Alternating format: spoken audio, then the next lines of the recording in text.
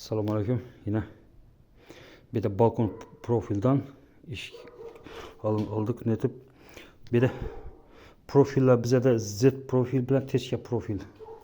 Bu iki fil sistem adı şeydi. İşleniş desturu. Şimdi yaşam itibar ettiklerinde profilimiz Z profil. Bısı teşke profil hesaplanadı.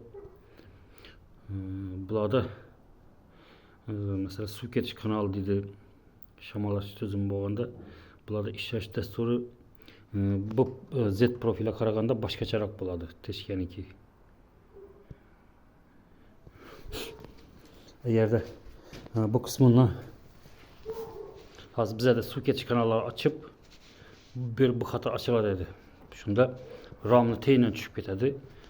Bu ramda onun içinde ne yok. Ramla düşüp giteden pesinde ne yok. Şu için bunu işleş sisteması belgili akıranda başka çarak buladı. Şimdi çünkü hareket edemem.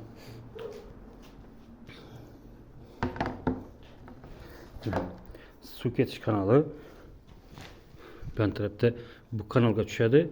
Bu kanalla açıladı teyi.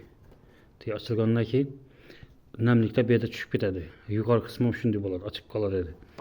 Bu teşke profilimizde bo'lsa, bunda ishlash dasturi boshqacharoq. Shu böyle açıladigan bu kanallar hammasi pastga 3 kanallarda açıladi buni. Bu kanal buzilmaydi.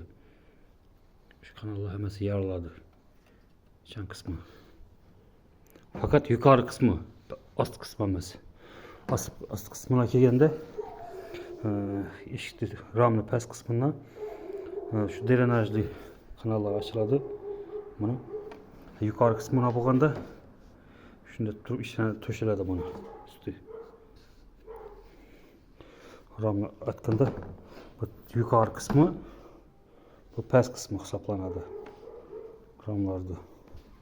Z profil bilen teşke profilde işleniş dasturu alakada buladı. Bunda işlenmeydi. Buna Z profilde işleniş kıyırak. Teşke profilden ki Z'de ansatarak buladı işleniş. Teşke profil asası işletkende bunu köçe tarafki açılışkanda ışıklar köçe tarafki açılganda işletildi köp. İçan taraf açılganda Z profilden faydalanıldı köp.